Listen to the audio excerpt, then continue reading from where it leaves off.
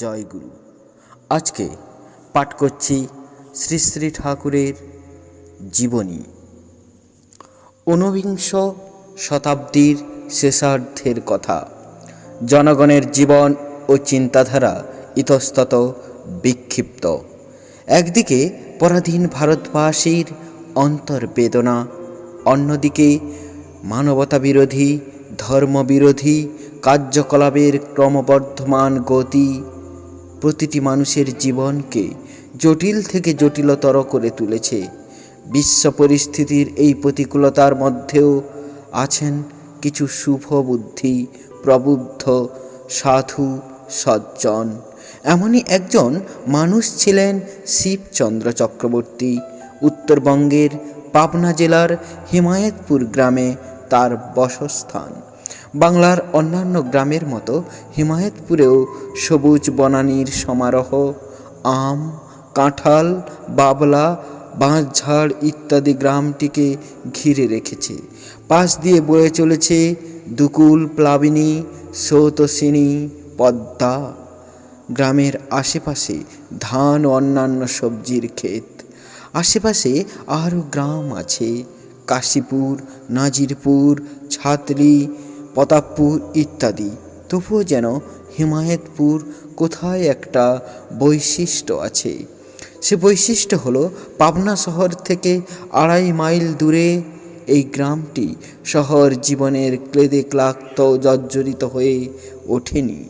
শিবচন্দ্র চক্রবর্তী ছিলেন নিষ্ঠাবান, পরোপকারী, কুশল কৌশলী, সাণ্ডল্য গোত্রীয় বারেন্দ্র শ্রেণীর ব্রাহ্মণ। তার স্ত্রী মনমোহিনী দেবী সতী নিষ্ঠাবতী সতী রমণী ছিলেন। বিবাহের পূর্বেই মনমোহিনী দেবী আগ্রা সৎসঙ্গের তৎকালীন সন্ত সদ্গুরু হুজুর মহারাজের নিকট থেকে স্বপ্নযোগে দীক্ষাপ্রাপ্ত হন। তৎপতি ভক্তিপরায়ণা মনমোহিনী দেবী সাংসারিক সর্ববিধ কার্যের মধ্যে গুরুপ্রদত্ত সদমন্ত্র অনুশীলন করে চলতেন। গুরুজনদের প্রতি ছিল তার অগাধ শ্রদ্ধা। লোকসেবা, পারিপার্শ্বিক সেবা শিবচন্দ্র মনমোহিনীর নিত্য লেগেই থাকত। বহু মানুষ এদের সেবাচর্যায় পরিতৃপ্ত হয়েছিলেন। ইংরেজি 1888 সালের 14 সেপ্টেম্বর 1295 বঙ্গাব্দের 30 ভাদ্র শুক্রবার সকাল 7:05 মনমোহিনী দেবীর প্রথম সন্তান ভূমিষ্ঠ হয়। সে দিনটা ছিল শুক্লপক্ষের তান্নবমী তিথি। পরবর্তীকালে এই সন্তানই পরিচিত হয়ে ওঠেন শ্রী শ্রী ঠাকুর অনুকূলচন্দ্র রূপে। কালক্রমে মনমোহিনী দেবীর আরও কয়েকটি পুত্র কন্যা সন্তান হয়। তন্মধ্যে মধ্যম পুত্র প্রভাসচন্দ্র, কনিষ্ঠ কুমুদরঞ্জন দীর্ঘজীবন লাভ করেন। সর্বকনিষ্ঠা কন্যা গুরুপ্রসাদী দেবী।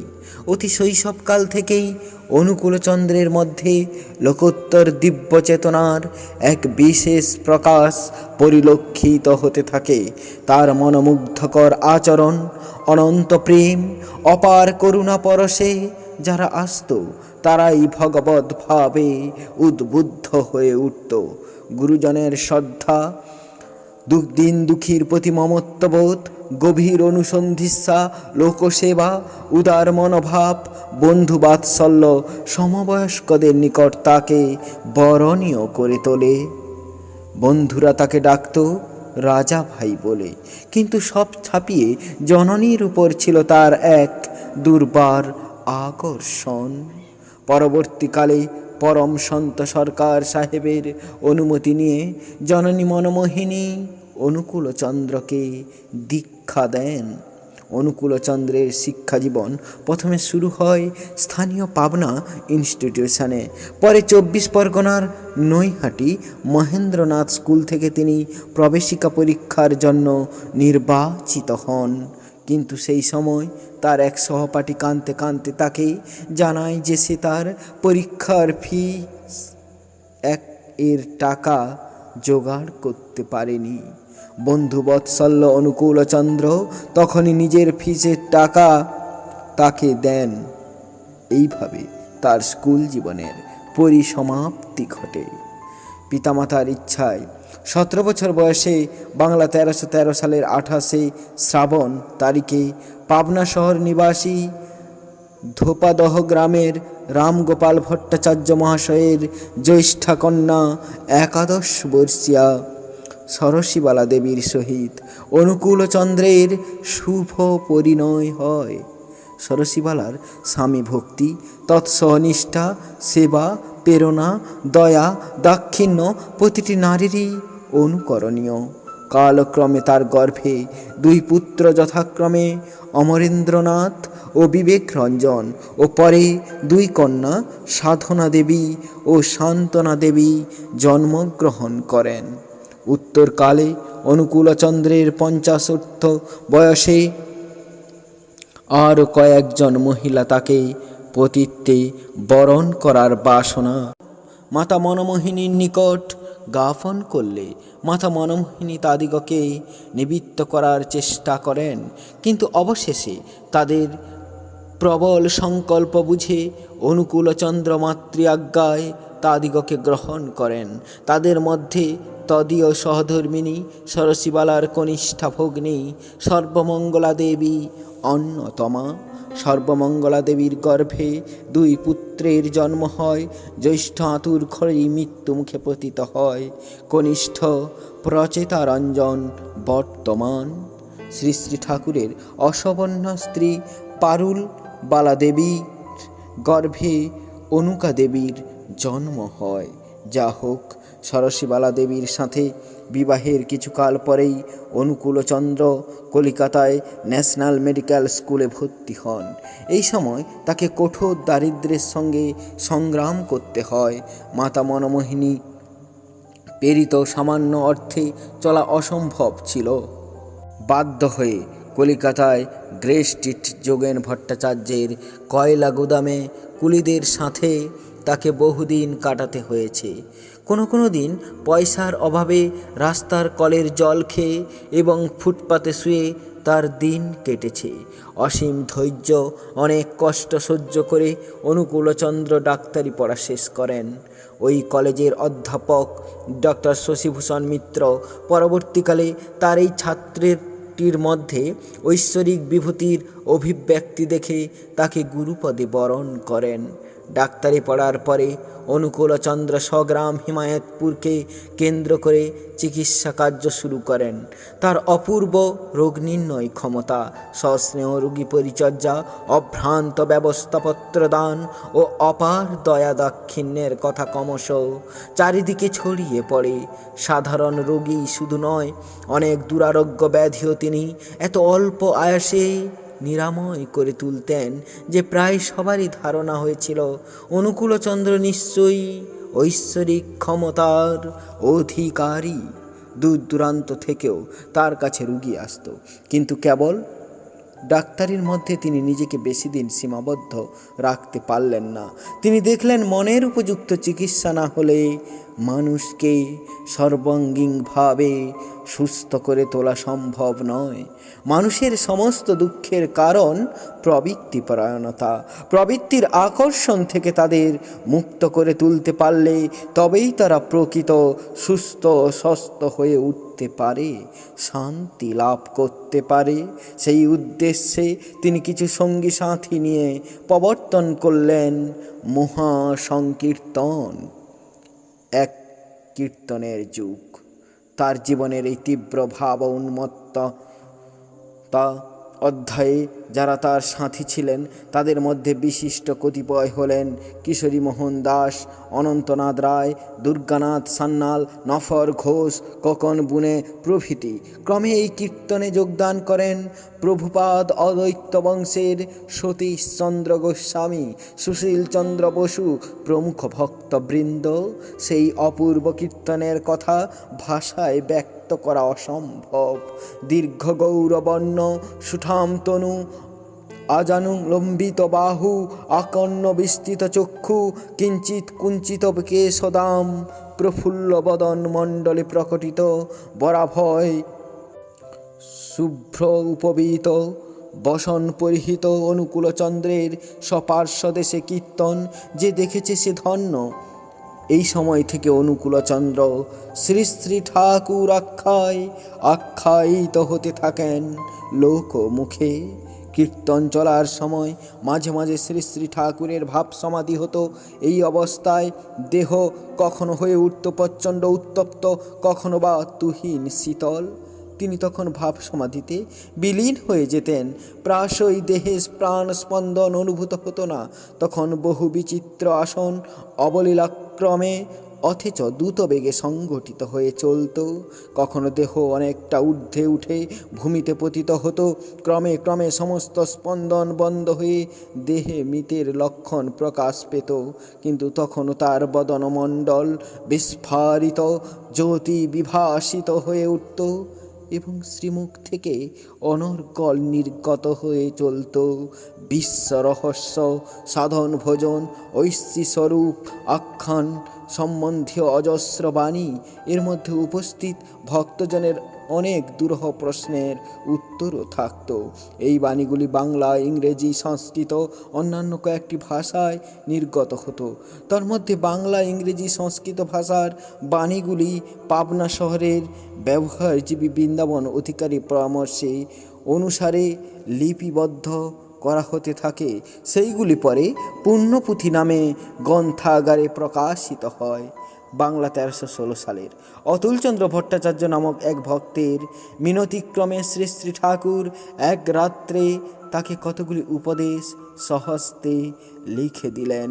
পরবর্তীকালে সেই উপদেশগুলি সত্যানুসরণ নামক পুস্তকাকারে প্রকাশিত হয়। শ্রী শ্রী ঠাকুরের সংকীর্তন লীলা, মহাভাব সমাধি ও অমীয় বাণী রাজির কথা ক্রমশ দিকে দিকে প্রচারিত হতে থাকে। ভারত তথা বহির্ভারতের অগণিত ভক্ত জিজ্ঞাসু নরনারী মধুলবী মধুকরের মতো এসে উপনীত হয় তার পূত সান্নিধ্যে। ভক্ত সমাগমের সাথে সাথে প্রয়োজনের তাগিদে ওই সুদূর গ্রাম বাংলায় শ্রী শ্রী ঠাকুরকে কেন্দ্র করে গড়ে ওঠে বিভিন্ন কর্মপ্রতিষ্ঠান, স্কুল, কলেজ, হাসপাতাল, কলাকেন্দ্রের নানা রকম কুটির শিল্প, বিশ্ববিজ্ঞান কেন্দ্র প্রভৃতি। ভক্তমণ্ডলী ও অনুরাগীবৃন্দ এই আশ্রমকে শ্রী শ্রী ঠাকুর অনুকূলচন্দ্র আশ্রম বলে অভিহিত করতেন। পরে মাতা মনমোহিনী দেবীর ইচ্ছা অনুসারে এই আশ্রমের নাম হয় পাবনা সৎসঙ্গ আশ্রম। 1330 সালের 24শে অগ্রহায়ণ শ্রী শ্রী ঠাকুরের পিতা শিবচন্দ্র চক্রবর্তী লোকান্তর প্রাপ্তি ঘটে। ওই প্রচণ্ড শোকের মধ্যেও শ্রী শ্রী ঠাকুর মানুষের পরিচর্যায় নিয়ত পরিচর্যা করে চলেছেন। পথভ্রান্তকে পথের সন্ধান দিচ্ছেন।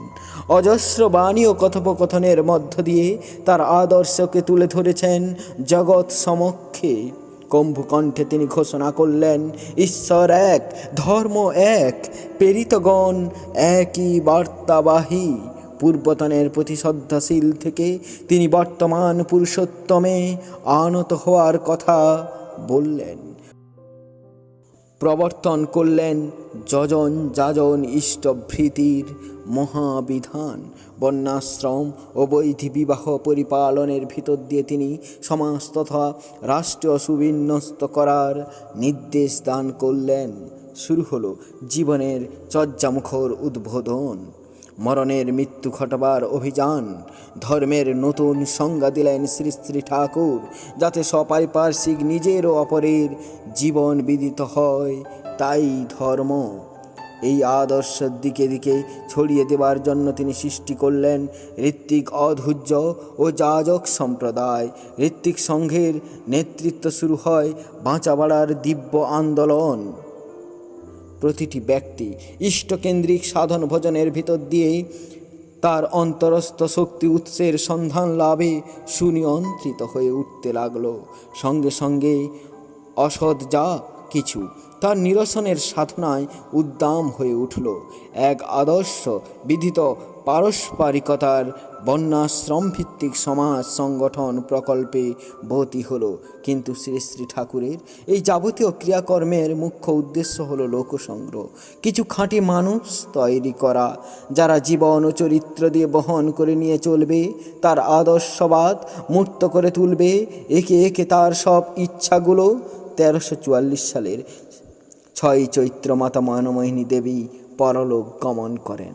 মাতৃগত প্রাণ শ্রী শ্রী ঠাকুরের জীবনে এই মাতৃবিরহ গভীর ব্যথার সৃষ্টি করে, যারা সারা জীবন ধরে তিনি মায়ের কথা এবং মাকে হারাবার দুঃসহ বেদনা নানাভাবে বারংবার ব্যক্ত করেছেন। মাকে হারাবার ব্যথা অন্তরে থাকলেও শ্রী শ্রী ঠাকুরের লোককল্যাণী মহাকর্মযজ্ঞ কোনো শিথিলতা কখনো দেখা যায়নি। বিশ্বের মঙ্গলের জন্য যার আবির্ভাব, তাকে তো কোনো অভিভূতি গ্রাস করতে পারে না। তিনি যে চির অচ্যুত। ইংরেজি 1946 সালের 1 সেপ্টেম্বর এক বৃষ্টিঝরা দিনে চিকিৎসকদের পরামর্শে বায়ু পরিবর্তনের জন্য শ্রী শ্রী ঠাকুর সপরিবারে বিহারে সাঁওতাল পরগনার দেওঘর বৈদ্যনাথ ধামে উদ্দেশ্যে রওনা হন। ওই সময় কিছু ভক্ত চলে আসেন তার সঙ্গে।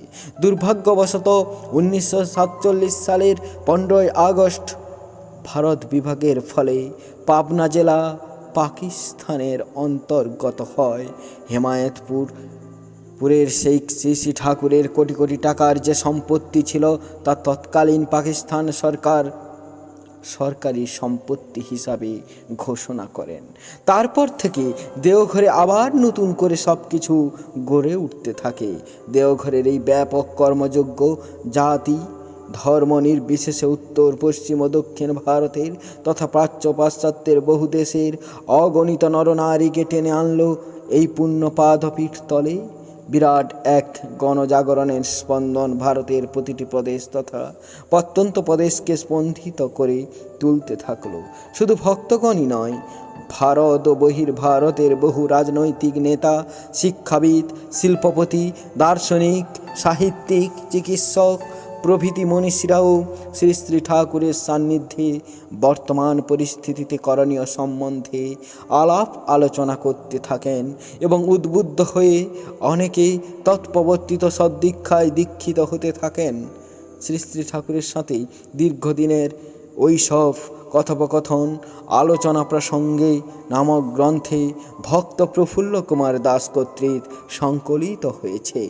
এই সময় দেওঘর কেন এবং আরও অন্যান্য জায়গা থেকে নানা রকম পত্রপত্রিকা শ্রী শ্রী ঠাকুরের বাণী ও ভাব আদর্শ বহন করে বিভিন্ন ভাষায় প্রকাশিত হতে থাকে। কৃষ্ণপ্রসন্ন ভট্টাচার্য, সুশীল চন্দ্র বসু, পঞ্চানন সরকার, খল্লুর রহমান, প্রফুল্ল কুমার দাস, অশ্বিনী কুমার বিশ্বাস, দেবীপ্রসাদ মুখোপাধ্যায় প্রমুখ ভক্তবৃন্দ পাবনা ও দেওঘরে বিভিন্ন সময় পরম প্রেমময় শ্রী শ্রী ঠাকুরের বাণী ও কথোপকথন অনুলিখনের কাজে ব্যাপৃত ছিলেন। শ্রী শ্রী ঠাকুর কথিত এই সুবিপুল সাহিত্য সম্ভারের মধ্যে কয়েকখানির নাম এখানে বলা হচ্ছে। নানা প্রসঙ্গ, ইসলাম প্রসঙ্গে, কথা প্রসঙ্গে, নারীর পথে নারীর নীতি চলার সাথে অনুশ্রুতি অমীয় বাণী, দি মেসেজ, আলোচনা প্রসঙ্গে দিব্রক্ষী, ধীতি বিধায়না, বিজ্ঞান বিভূতি, আদর্শ বিনায়ক, বিধান বিনায়ক, সমাজ সন্দীপনা, বিকৃতি বিনায়না, এছাড়াও আরও বহু গ্রন্থে পরম দয়াল শ্রী শ্রী ঠাকুর অনুকূলচন্দ্র অকৃপণভাবে বিতরণ করেছেন জাগতিক সর্ববিধ সমস্যার অমীয় সমাধান বাণী। অবশেষে এসে পড়ে 1969 সালের সেই সর্বনাশা 27 জানুয়ারি। বিশ্ব প্রকৃতির স্নান মৌন মুখে অসহায়ভাবে তাকিয়ে থাকে মাঘ মাসের এই নিষ্ঠুর মুহূর্তগুলির দিকে। প্রত্যুষ 4:55। পরম দয়াল পরম পিতা বিশ্বজনের প্রাণের প্রাণ শ্রী শ্রী ঠাকুর লক্ষ কণ্ঠে বুক ফাটা হাহাকারের মাঝে সংবরণ করে নিলেন তার এবারকার মর্তলীলা। এর মাত্র 2 বৎসরের মধ্যে 2 বৎসর পরে 1971 সালে 10ই মে পরম আরাধ্যা জগজ্জননী শ্রী শ্রী লক্ষ্মীমা ষোড়শীবালারও মহাপ্রয়াণ ঘটে। অনুরাগী ও ভক্তবৃন্দকে উদ্দেশ্য করে শ্রী শ্রী ঠাকুর বলেছেন, আমার সবই লেখা আছে ছড়াই ও গদ্যে। আমার বুদ্ধি আমি না থাকলেও যেন মানুষ আমার সাথে কথা বলতে পারে। তোমরা আমার হাত পা তোমাদের ভিতর দিয়ে আমার সর্বত্র বেড়াতে ইচ্ছা করে। অকপটভাবে ইষ্টে সুনিষ্ট হয়ে তার নীতিবিধিগুলিকে পরিপালনের মধ্য দিয়েই মনুষ্য জাতির সুফলগ্ন উপস্থিত হবে। ব্যক্তিগত ও সমষ্টিগতভাবে মানুষ স্বস্তি ও শান্তির অধিকারী হবে। পৃথিবীতে নেমে আসবে সুদিন। পরম প্রেমময় শ্রী শ্রী ঠাকুর জীবের প্রতি করুণা বশে এই ধরাধামে অবতীর্ণ হয়ে লোককল্যাণ কল্পে কতই না ক্লেশ স্বীকার করলেন। তার লাখো কথার এক কথা, অচ্যুত ইষ্টনিষ্ঠ হও। বারংবার তিনি বলতেন, আমি তোমাদের মধ্যে বেঁচে থাকতে চাই। আজ কেবল এই কথাই মনে হয় তার জীবদ্দশায় ও তিরোধান উত্তরে আমরা কি তার ছন্দানুবর্তী হয়ে তৎপ্রীতিপ্রসূ মনজ্ঞ চলনে চলতে পেরেছি? বন্দে পুরুষোত্তমম। এখানেই পাঠটি শেষ হলো। বন্দে পুরুষোত্তমম। এই ভিডিওটি যদি আপনাদের ভালো লেগে থাকে লাইক ও শেয়ার করুন এবং এরকম আরও ভিডিও পাওয়ার জন্য চ্যানেলটিকে সাবস্ক্রাইব করে রাখুন। কমেন্ট বক্সে আপনাদের মূল্যবান প্রশ্ন রাখুন। আমরা আপনাদের প্রশ্নের উপর ভিত্তি করে পরবর্তীকালে ভিডিও বানানোর চেষ্টা করব।